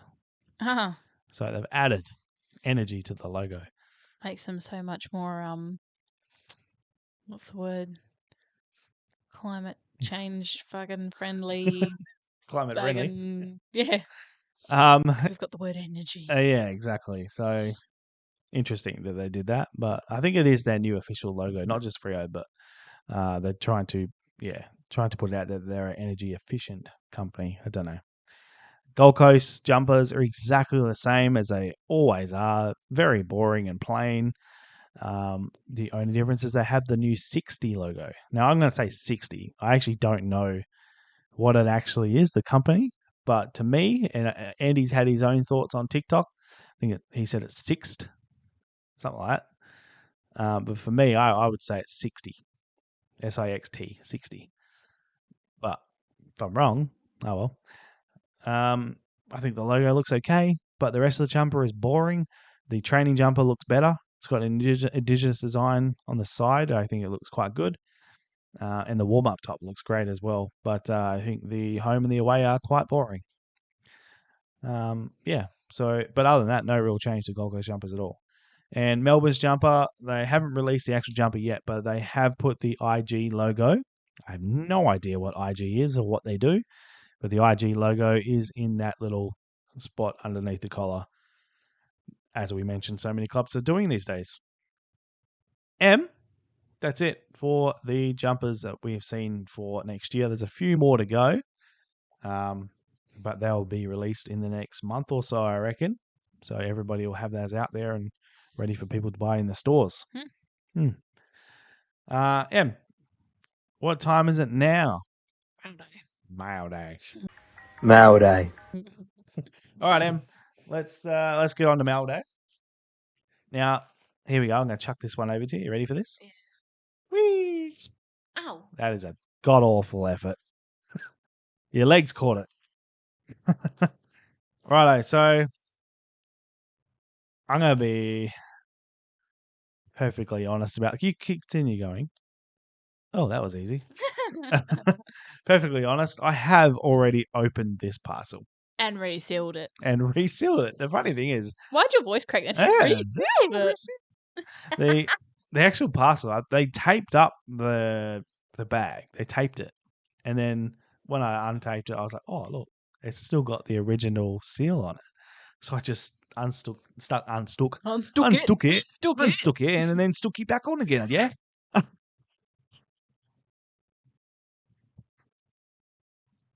Should do a whole episode like that. I unstuck it and then just stuck the sticky back over and it looked like it was brand new sealed again. So 3 jumpers Em's got there from the Gold Coast Suns. They have finally come to the party. So if you remember, previously I got an Isaac Rankin home jumper, or it might have been the away. I think it was the away. But it didn't have the sponsor logo on. It didn't have the plungy up the top there like this one does. And plungy. And so it looked quite boring on the front without that. And then on the back, it didn't have the Knotwood sponsor at the top, which is also heat press. So I did send him an email saying I was disappointed I didn't get those jumpers. The ones I got were, just clean skins with the tags. But they said to me that if I wanted to buy another jumper, I could. And they would basically let me know if the jumper I purchased came with those sponsors on them. I thought, well, this is not going to be particularly fun because I could just be buying stuff and then having them return it because didn't have it. So I thought, what am I going to do here? I'm just going to buy some random shit and see what happens. Well, the good thing is they told me. They emailed me and said, well, actually, no, they actually did happen. So magically, and I think I mentioned it on the last episode, the episode before Craig, Marbior Chol's jumper came back up on the website. So I thought, oh, you beauty. I only get a Chol. So I bought that and I emailed and said, hey, I've just paid for this one. Hopefully this one has the sponsor logos on it. And then I thought to myself, oh, it's probably one that someone else bought and then returned it because it didn't have the sponsor logo. So I thought, oh, shit, I'm not going to end up with that. Turns out I was right. They emailed me and said, we don't even know where this jumper is. So someone probably did return it and then they've just given it away because no one's going to want it. But, however, we do have these 3 jumpers. If you would like to buy 2 of them, we can buy one of them, we'll send you any 2. And they're all match worn. So I thought, oh, beauty. I wish you told me that in the first place. I didn't waste my time and money. So I did. I bought the Brendan Ellis jumper. I've just given away the secrets, but hold up the blue one. So I bought this one. Now they told me it was a match worn Brendan Ellis away jumper or clash jumper, It actually is. It's got some stains on it, some filth on it. I can't actually remember, but I think there's a stain down the bottom somewhere. Maybe hard to see on camera. On the back, I think. Yeah, so I bought this. They said, yeah, this is Brandon Ellis's match worn. So you pick one of the other jumpers, we'll send you that one. Now, I did. I actually picked Josh Corbett. So they gave me the options of what jumper to pick, and I picked Josh Corbett. Yeah, that's it, right? Yeah. So there's some grass markings on the number 4, and it does still smell as well. Did you sniff it? Of course I did. Look, I know. Oh, whoever it is wears good aftershave. This is a weird thing us collectors do. That's a good smelling boy. He's quite a pretty boy, so I'm not surprised. I get that from his aftershave. He's always got his hair perfectly done, and you can stop sniffing it now because it's getting a bit weird. It smells good. Anyway, so I picked Josh Corbett because he's coming to Freo, so I was like, all right, well, I'll pick that. So I was going to get sent. They were sending me 2 jumpers to make up for the mistakes and the issues I had. I didn't get sent to Josh Corbett at all. So here's, pick this jumper and I'll send it to you. Great, thank you very much. I think they might have just forgot what number it was, I reckon, because they sent me 2 other jumpers. I think you already showed the 26, which is the Sam Flanders. That wasn't even an option. They didn't give me that option, but hey, I got it. It's kind of cool, and it is match worn as well. Got some stains and I think it smelt as well, but don't start sniffing everything. But it is cool. Actually, that one you're holding right now isn't even the jumper I asked you to hold up. That, my friends, was the other jumper, the third jumper. So they told me to pick between the Josh Corbett and the Oleg Markov, and I picked Corbett and they sent me the Markov, but they also sent me a Sam Flanders. So that was kind of cool. So they sent me a home and away and a clash. Would you stop sniffing? Checking. That one smells really good. These ones smell like jumpers. Anyway, so these are the 2022 home, away, and clash. It was kind of nice of them to send us the whole kit, the whole set, which is pretty cool. So Sam Flanders, Oleg Markov, and Brandon Ellis all match worn. And apparently the Brandon Ellis smells beautiful because here she was sniffing again. It smells nice. All right. Thank you to the Gold Coast Suns for making good. Yeah, take them away. Thank you. Yes, they did us good. And I appreciate them working with us to get us some jumpers that we would like. And leaving the aftershave. The Sam Flanders, I really don't want it. So if anyone would like to purchase said Sam Flanders, we may have a lotto or an auction or something on the live show. So keep an eye out for that. Anyway, number 2. Maude. And these ones I haven't opened, I promise. I'm going to go with this one first. Ready? Just pass it to... Nice catch. I have not opened these 2, but I do know what's in this one. Is this from Matt Harvey? It is. How'd you know that? Because it says Matt on the back, but couldn't even be bothered writing his whole name. We just know it's him. This one's actually from a trade, so it's not one I purchased, but it is from a trade. He got a Hayden Young, so he's collecting Hayden Young. So if you do have a Hayden Young jumper out there, hit up Matt Harvey. He would be keen to work out a deal. And I traded him a Hayden Young 2022 Clash warm-up top for this jumper, which is a Neil Erasmus home Indigenous jumper. And I believe it looks likely that it was training worn as well. I'm a big fan of Neil Erasmus. I think he's going to be an absolute gun in the future, and I'd probably start next year. Did have a couple of games this year, then got dropped and just never came back. For some reason, I think he should have given another chance, but yeah, midfield's pretty hard to crack into. But how good is that design? That is beautiful. I think this is probably one of the first years since the very first one where the home jumper actually outshined the away. I think it's gorgeous. The print, the design, the color, everything just looked absolutely beautiful. So thank you to Matt Harvey for the Neil Erasmus training worn home Indigenous jumper. It's beautiful. I love it. That actually the jumper up there behind M, the Subiaco jumper, is actually Neil Erasmus's grand final worn jumper that he won the grand final in last year with Subiaco. So that's pretty cool as well. Colts, of course, but yeah, super cool to have that. Even cooler that I picked that jumper to hang it up, not knowing what it was, and you knew what was in mail day. I did, yeah. It's actually kind of funny that, yeah, you picked it up and you just, is this anything good? Should have known. So yeah, that's a super cool jumper to own as well. So thanks, Matt, for that. This is number 3. This one comes from Sports Gear Australia. Thank you. I think I've had this in the possession for at least a week and a half. So we've managed to hold on to ourselves, not giving away any secrets here, and actually opening it for the first time. So thanks to Sports Gear Australia. This came from an auction on Facebook. They had a lot of, I guess, what were they? They were sample jumpers and prototype jumpers and some other cool stuff. So Feels pretty. this one is a 2018 Gold Coast Suns away jumper. It won't be worn. That smells funky. It won't be worn because there is no sponsor. Now, I know what you're thinking, of course not. There's no sponsor. Of course it wouldn't be worn. However, it's incorrect. In 2017, this jumper, exact same design, the Clash design, without that sponsor, was worn in 2017. The Gold Coast could not get a second sponsor. They only had Host Plus for the whole year. So they had a bare spot on the back on the home jumpers and then a bare spot on the front of the away jumpers. However, this is a 2018. The only way to tell that is the X-Blades logo on the collar there.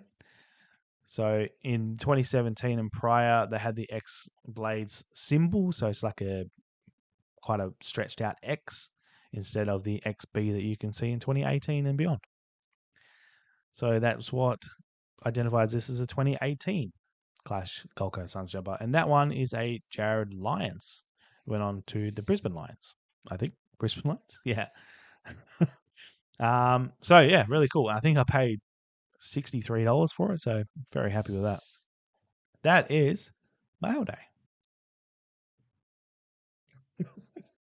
Actually, 2 M's right there. You've probably been staring at it this entire time, but that is, I guess, Mail Day, because this one got given to me today from a mate of mine, someone I actually used to play basketball against back in the day. We had quite a heated rivalry, purely because we were very competitive. I was pretty much just a defender back in the day.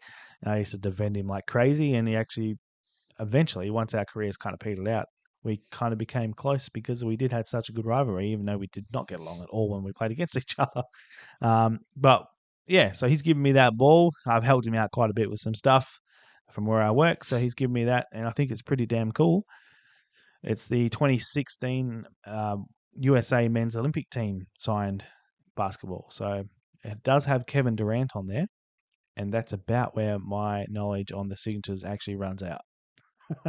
I think that is Coach K that you can see there, but I will definitely have to do some research on the rest of them as well. But it's a super cool ball, and I really do appreciate it. So thank you to Jason for that one. That is Mail Day. Now it's time for viewer questions. So much for being short episode, though. It was going to be short. We're at 1 hour and 18 minutes. Right, you ready? I'm ready. So, shoot. Good old mate Matt Harvey. Matt Harvey. Thank you, Matt. Besides Nat Fyfe, which other player from other clubs do you know of that are tough to get signed things? To get things signed. Yeah. It's worded that way. To get things signed. Secondly, do you think it makes their jumpers less desirable as it's too hard to get it signed?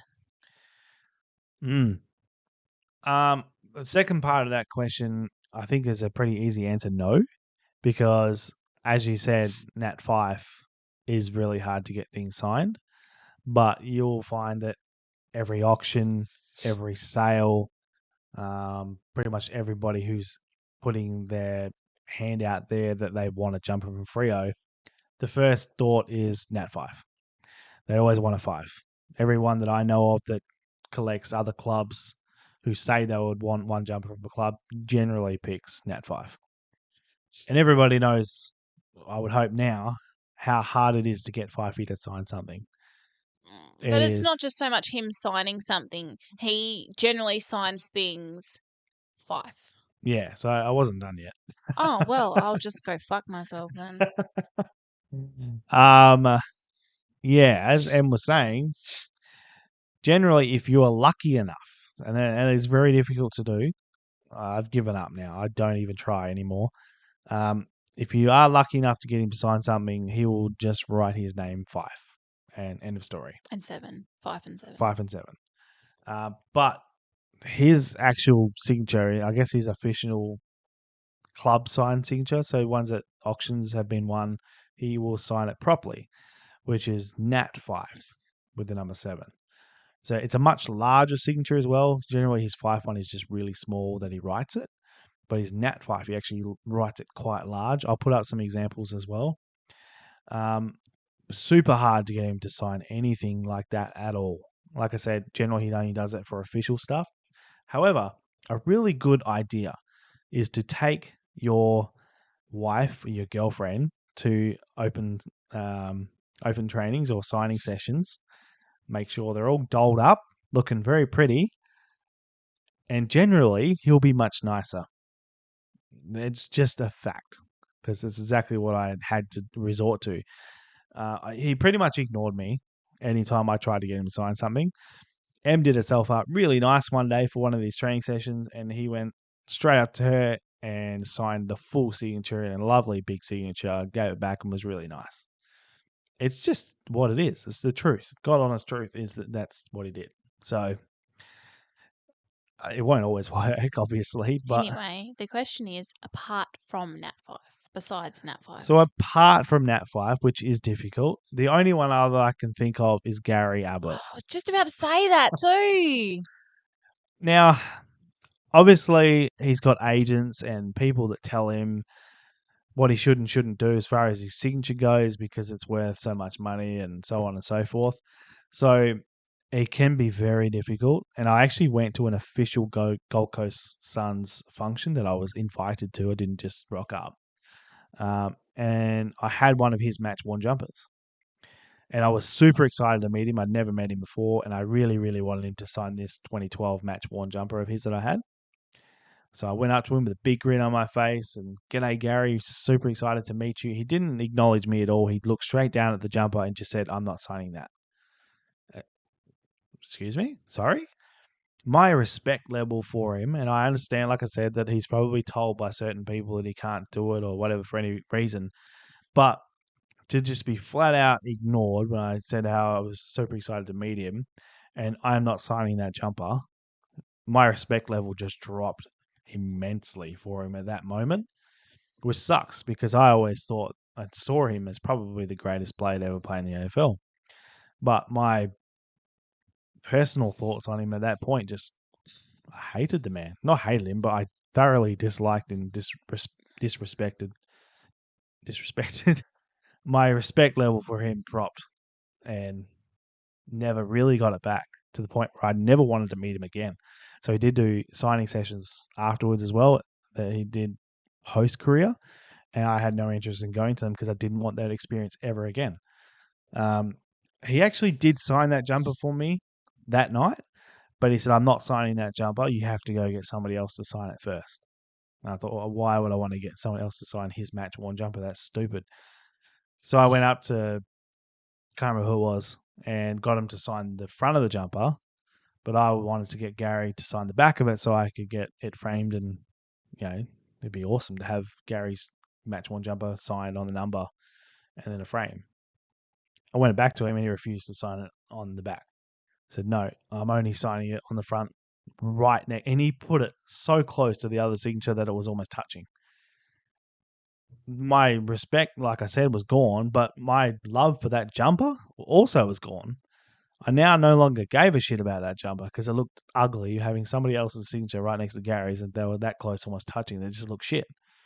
So I sold that jumper not long afterwards for much less than it probably should have. So I was super disappointed. Yeah, but that's pretty much the only other person I know. I know that Danger and Selwood are usually pretty good from what I hear, and I can't say I've heard too many horror stories about other people. But like I said, I know that no doubt people are in their minds and heads telling them that their signature is worth something, so they have to protect it. And no doubt they get people coming to the airports and things like that just flogging off their stuff. So I get it, but it sucks for the genuine collectors who are doing the right thing. Thanks for your question, Matt. This will no longer be a short episode. Yeah. Daniel Hill, if funds were not an issue, what is the one item you'd want for your collection? For the collection. Do you think I would have thought of this before we Considering jumped you on? gave me the question, yeah. I didn't at all. Do you want us to come back to it and you can think on it? Yeah, let's come back to that question. Okay. I will have to have a think about it while we go through the rest. Yeah. All right. Next question's from Kirky's Vintage. Mhm. Is that right? On Instagram, yeah. Where do you buy your NBA items from? Direct from the club? Like, do you buy them direct from the club? Yeah, so it's pretty much like Freo stuff or AFL stuff. Is you get them from wherever you can find them. I've bought most of them off eBay. There's actually quite a good, huge collection of people on eBay that sell player issue and game worn stuff, because they play 82 games a year, and they pretty much get a new jersey every single game. They'll wear a couple more often than not, but the superstars of the game will probably get a new jersey every game. So there's a lot of them out there. So you do have a lot of opportunity to buy them. Doesn't mean they're cheap though, because like I've said before, I think the average price that I've paid for an NBA jersey is $500. So it's not cheap. And then I'm talking about just average nobody players as well. You can get lucky every now and when people start hating on Ben Simmons, you can get him fairly cheap and pay $500 for a Ben Simmons, but that's going to be pretty rare. So Facebook as well, there is a couple of game-worn basketball pages out there, so jump on those. Harder to get those because people don't like sending from America to Australia. eBay is a bit different because they have the global shipping program, which is actually really good. Can be expensive, but it's definitely worth it. But people generally don't like sending from America to Australia on Facebook pages, and it can get messy. So I think I bought one thing, and it took me 3 or 4 months to get it, so that sucked. And then, official pages as well. So you've got MyGray, who sell the NBA auctions. So NBAauctions.com, you can buy on there, but bloody expensive. Shipping is about $60 as well, so it's about $100 Australian for shipping. I have not yet bought one off there, but I want to. There's also NBAGameWorn.com. I guess they're probably stuff from auctions that didn't sell and end up on there. Again, I've never bought off there because it's really expensive. And then official places like some of the clubs now I've mentioned previously are doing their own auction sites. So the Kings have got one as well.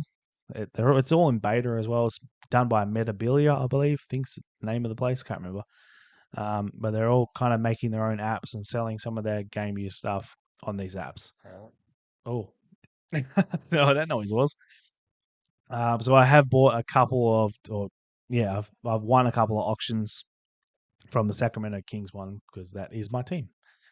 So yeah, quite a lot of places, but Facebook and eBay and these team sites as well, generally the best places to get them from. I actually bought one off Dbob, which is super random. I got for $60. Sometimes you can find things that people don't know what they are. Game issued Atlanta Hawks jersey, $60. Yes, please. So that's a good win. Thank you for your question, Kirky's Vintage. Dermot's Guernseys. It literally just says the people need a cave tour. All right, Dermot. Just for you, next week. And one of those. Next week, I was actually going to do it this week, but because we're sitting an hour and 29 minutes, there will not be enough time to put it in this week's episode. So next week, keep an eye out for a tour of the cave. We'll do a very short 3-4 minute tour of the cave so you can all see what it looks like outside of these two screens that you see myself and Emma on. I hope you look forward to that. Thank you, Dermot. But Dermot's actually been here as well, and he's seen it, so he just wants everyone else to see it. Yeah. He's stoked. Michael Clarkson. Mm-hmm. What is more valuable, official memorabilia such as Fife Brownlow frames, PAV retirement pieces, etc., or match worn / player issue jumpers? That's a very good question, and this comes from someone who's fairly new to collecting. So he wants to know, I guess, for his own thoughts and reasons that what's going to be more valuable in the future. For me, and it'll always be this, is the game worn and match worn player issue jumpers. There's a lot less of them generally than these mass produced memorabilia stuff. So these like five, I can't remember what he said, but the 5 pieces. Fife Brownlow frames and PAV retirement pieces. Yeah, so they were, they were made in the large quantity, so 100 to 200 plus the amount of them, all signed. So yeah, they are worth something, and they are really cool to have. You'll actually find a lot of people end up just reselling them for what they pay for them, because you're not going to get any more than that. I think a lot of people sell them as well is because they take up so much more room. Like the frames are the length of this table they're huge. Yeah. And if you don't have the place for them, but then you can have a jumper or a jersey or a Guernsey folded away, put away in a small area. Yeah. Well, I actually had a PAV last game signed jumper piece as well. It was in a frame. It was really, really cool. Loved it, but yeah, it didn't have the space. It's just in the way all and the I've time. got 6 or 7, can't even remember, 6 or 7 PAV jumpers in those cupboards behind M's head. But I had to get rid of that big piece because it's just too big. There was nowhere to put it in this new house. Sad because it was great. And I think I actually sold it for $500. So someone got a great deal. It was actually a player issue jumper in that frame as well, because it was an artist proof. So it wasn't numbered. It was AP out of 100 or something like that, out of 353. I see a lot of the Fife things and the PAV things and all that sort of stuff for sale, and it seems to be people just really can't shift them. So I think with that sort of stuff, the mass-produced stuff, is it something that people want to buy when it first come out because it's super exciting? It's, I really want to appreciate that person's career or what they've done in this moment, and it's all well and good. It's just like auctions. People will buy shit just because it's really exciting. And it's cool. And it's really cool. And sometimes it's something that you'll keep forever, and it's great, and you'll hand it down. Sometimes people will regret it. And generally with those types of things is they don't really appreciate in value. They may not depreciate, but you're not going to get a lot more money out of it in future. Whereas player issue match worn jumpers, especially match worn from champion players, are only going to appreciate in value. They're not going to go down ever. If you've paid $5,000 for a jumper, maybe you're going to struggle. Someone's eventually going to give you that money back. But if you buy a PAV jumper from 2016 back then, and you paid $250 for it like I did, there's no way that that's gone anywhere but up in value. So I actually have one of PAV's last ever games. I think it might have been his second last ever game, which I paid $250 for. So the value of that would be through the roof now. So yes, for me, it is player issue and match worn jumpers. It's cool to have this stuff, like the ball that Em's got next to it. It's pretty cool. But I am not tied to those things anywhere near as much as I am to my jumpers and boots and balls, etc. Because they're much more limited. That's what it is to me. There's much less of them, harder to get. But great question, thank you, Michael. The swag man. Oh, is that swag man? That is the swag man. Any thought onto Daniel Hill's question, or we've got one more after that? Give me another one because okay. This is the last one. This is the last one of that. This is from Freo Docker Collection. Can you see any significant changes in how the locker room sales operate next year? Sort of. Significant is probably a hard word to say, but I think the only major change will be, and I tried to kind of push for it this year, and there was talked about, but it didn't happen because I think there's timing. Wasn't enough time to implement it, or fairness, I guess. I think the only change we'll probably get is that the access to the sale will change to members only for a period of time. Oh. Yeah. So from what I've heard that's been floated, they're talking about doing it a part of your membership, but you know about it. So the start of the season when you buy your membership, it's part of your feature or your benefits.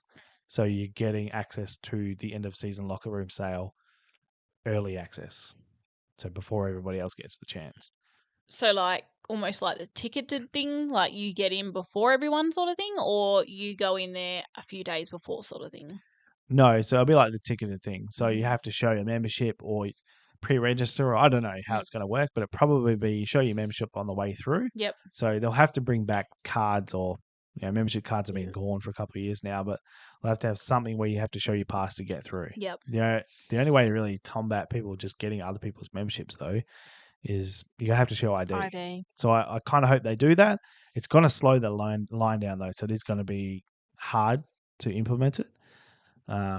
We'll have to see how that works. But the thing is, if they do that at the start of the year, everybody knows that you have to buy a membership to get into the sale. If they start doing that as a benefit for 3 game memberships, people are going to buy it. So if it's a $70 membership, $70 membership, people are just going to buy that membership. May not even go to the games. Who gives a shit? To get early access to the sale. So it's not going to stop most of these people who are just showing up to flip or Yep. So I don't think that's really going to help it. I think it needs to be for the full season members only. So full paid up season members. So your minimum that you're spending is probably about $400 per year per person. I think that's the lowest membership price. So I think that's the only way to really stop it. I don't want to see it out there for Purple Army members who pay $100 a membership for a year.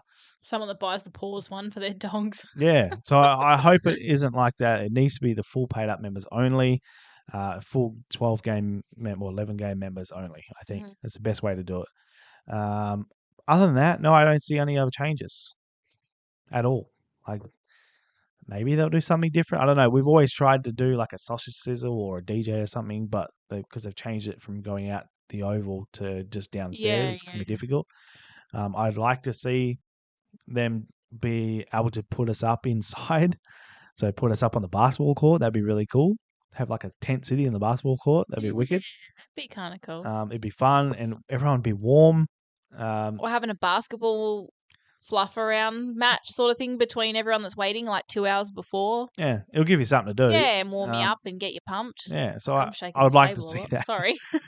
I would really like to see something like that. I don't know if it's going to happen, but I think it's something that we will need to express to the club that we would like to see happen. Obviously, they have to work with the arena itself because it's not owned by the club. So we'll work with that and see if we can get something like that happening because it was bloody cold this year.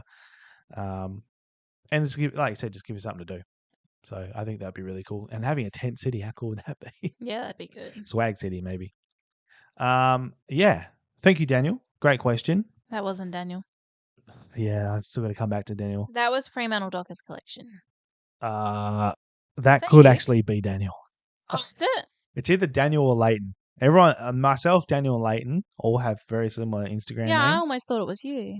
Yeah, exactly. I thought it would be Australian Well, mine's collection. Dockers Guernsey collection. Oh, okay. So everyone kind of had similar names. Okay. So Well, it's either Daniel or Leighton. The one that actually says Daniel is, if funds were not an issue, what was the one item you would want for your collection? And I have just remembered what that would be. If funds were not an issue, it's actually a very, very easy answer. 1998. Game 6. Chicago Bulls versus Utah Jazz. Known as the last shot. Michael Jordan from the free throw line, his left hand pushing off Byron Russell, and then that beautiful shot, which is photographed for all the world to see, as what was hailed as the last ever shot from Michael Jordan, which won the Chicago Bulls the 6th championship in his reign. Beautiful moment. To have his jersey from that game, if money was not an option, that would be the number one holy grail in my collection, and I would think most basketball fans' collection, I think, and I can just about guarantee Craig Callahan would say the same thing. So I'm glad that I actually came up with an answer, and I didn't just give you some off-the-whim answer. I had to have a think about it, but it came to me pretty quickly once I started thinking about what is that one moment in history that really stands out as probably the greatest moment in sporting history. That would be it. Turns out it wasn't Michael Jordan's last ever shot because he went on to play with the Washington Wizards a couple of years later. But I'd love one of his jerseys from the Wizards, but the last ever shot for the Bulls, that's the one. Thank you, Daniel Hill, for that question. It's a good one, and I hope you agree with my answer. Em must be doing some research. Every time I look over, she's on her phone, looking very intent. She's doing some sort of research. Hey? No research? Actually, I was just Instagramming. All right. Well, Em, we are hour and 40 into our very short episode. Yeah, today. we got a couple of cutouts to do when I went to tell the dog off, so It's not going to change much. shut it. This is it.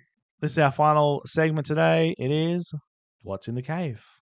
I really love that scroll across. I think it looks great. It was your rage that set us over. Yeah, a little bit. Yeah. But it was a very valid rage, and everyone will agree with us. I hope so. What's in the cave? What's in the cave? All right, Em, we'll flick over to the wheel right now. Hello, there we are. And we'll see you very shortly. No, we won't because I can spin the wheel first. Idiot. All right, let's spin. Em, what number are we getting today? 52. 52. All right, I'm going to hope for 363. I fucking hope you're wrong. Purely because I want to get out of the Frio section. This is true, yeah. All right, so here we go. I could start counting from that side. Nah, it's cheating. What do we got? It's still going. It's a very big spin, actually.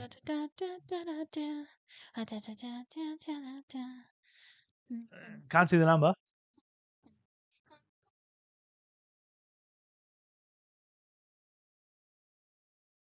Alex Scott, number 45. I wasn't far off. So we are in the first cabinet still. Yep. So good numbers, but still Freo, I'm afraid. We'll be back very shortly. Good luck, Em. We'll see you in a moment.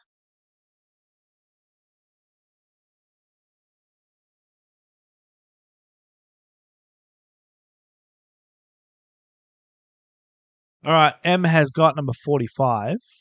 I was just saying that I needed to mention the jersey that is next to M as well. And M, behind M's head, we'll get back to it shortly because M needs to sit down. Let's have a look. No. Kneel down? No. All right, sit down, M. M's back. She's got number 45. Oh, it's a beauty. Oh, I like this. We're supposed to look. I've seen it. Everyone else hasn't seen it. All right, hide under the table. Under the table. So over the right shoulder of M is a company jersey, as people can see. It is signed next to the number. Now, this one is special to me, not only because I'm a Manchester City fan, but it's actually a jersey or a shirt, they call them shirts, a shirt that was worn at our very first ever Manchester City game. So he wore this against Roma. Yes, he wore it against Roma at the MCG in 2015. We had so much fun in that trip. Oh, do you want me to find the... Please find the It's videos. in my phone. You guys going, yeah, you and Josh, yeah. There's some great stories from that trip. So I don't know if there's any soccer hooligans out there, you'll understand. But when you go and join in with the soccer hooligans, when you start at a point and you do a march to the ground. So you start somewhere. So the place that they picked was Parliament House. I think it was Parliament House. Yep. In the middle of Melbourne. And you all gathered on the steps there, and then we all got together and we marched to the stadium at the MCG.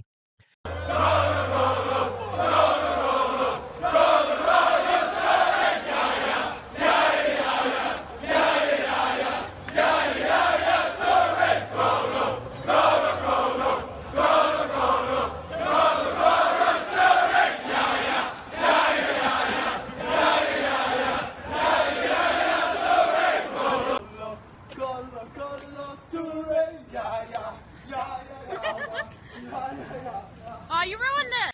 Amazing time. It's just singing and chanting and carrying on the entire way there. One of the greatest stories, I think, was, as well, she's found the video already, so we'll put that up now. There's a couple of them, actually. There's Anyway, there's great videos. We'll put them up. There's actually videos we found on YouTube as well. Yeah, there's some beauties. There's videos on YouTube which we'll put them up to from what I'm talking about, the Parliament House. One of the best stories, I think, was as we were getting to the last crossover. I don't remember what the road is. I'm sorry, people in Melbourne. But as you're crossing over the road to go to the bridge, to walk across to the MCG, is we got held up at the lights and a taxi pulled along next to us. And as these guys are singing, yeah, yeah, yeah, yeah, yeah, yeah.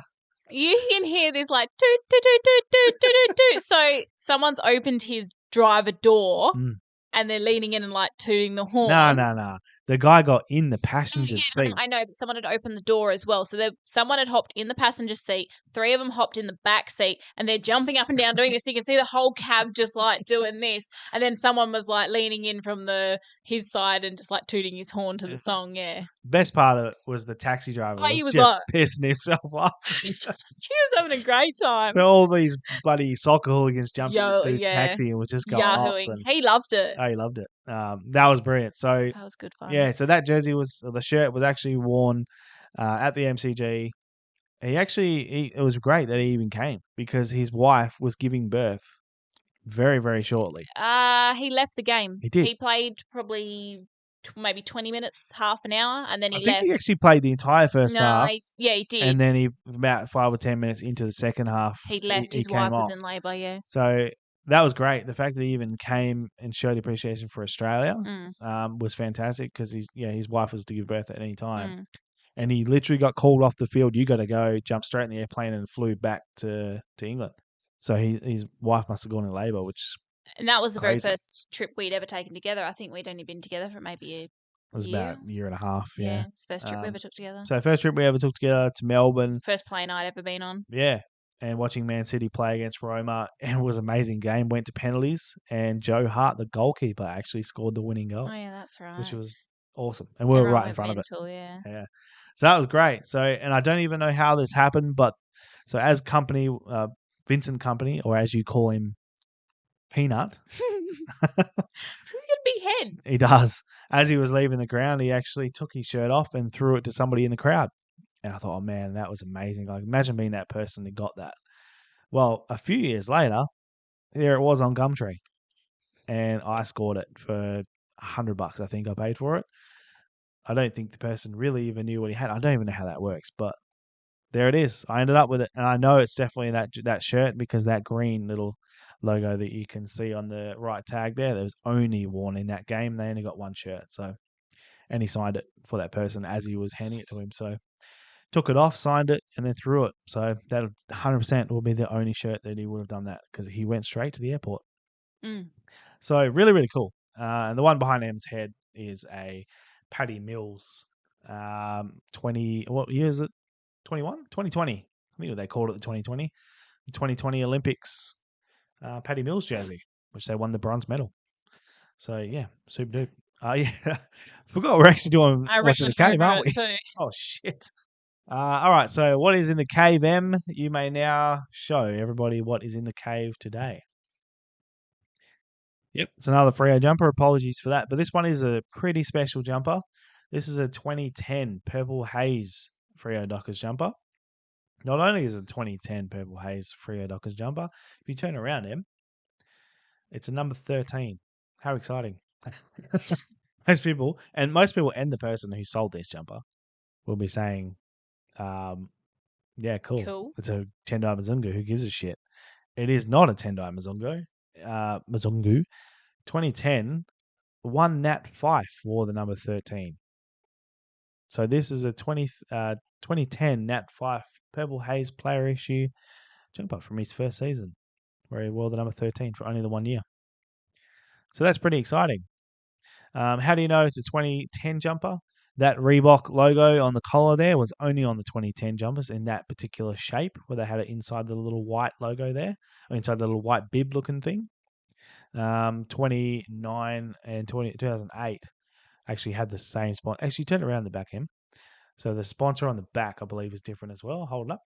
Yeah, the Woodside logo was started in 2010. So 29 and 2008 had the LG logo on the front. And potentially, I can't remember what was on the back, but I'll put it up so you actually know what the hell I'm talking about. But that's the way to know that this is a 2010. It's that Reebok on the front, and the LG is not anywhere present. And Woodside Integrated started in 2010, and then 2011 they had the same as well before moving to 2012 with Programmed. So there you go. One of Nat Fyfe's first ever jumpers. Unfortunately, he didn't play in that game because he didn't start until around 7-ish, I think, that year. So he missed the Purple Haze game. But those who will remember, Michael Barlow, in his very first ever game for Freo, tore it up in that jumper. Hems just let one rip. Oh, damn it. No one can hear it. No one can hear it. I did. And I reckon that is a perfect way to send off the show.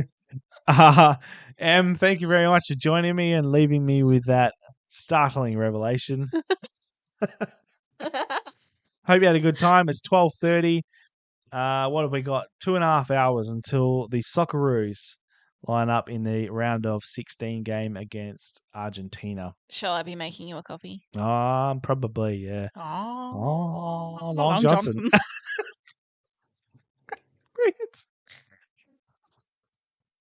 Thank you very much for joining us. We will see you next week for another episode of the Player Issue Podcast Cave Sessions. Let me know if you'd like a hat or a shirt. And the following week after that, we'll have a live Christmas episode on the 18th of December, Sunday the 18th at 7 p.m. WA Standard Time. Live show. Don't forget. Thanks, Em. Thanks for joining me. Your hat's gone. Thank you very much. Goodbye. See you later. Adios.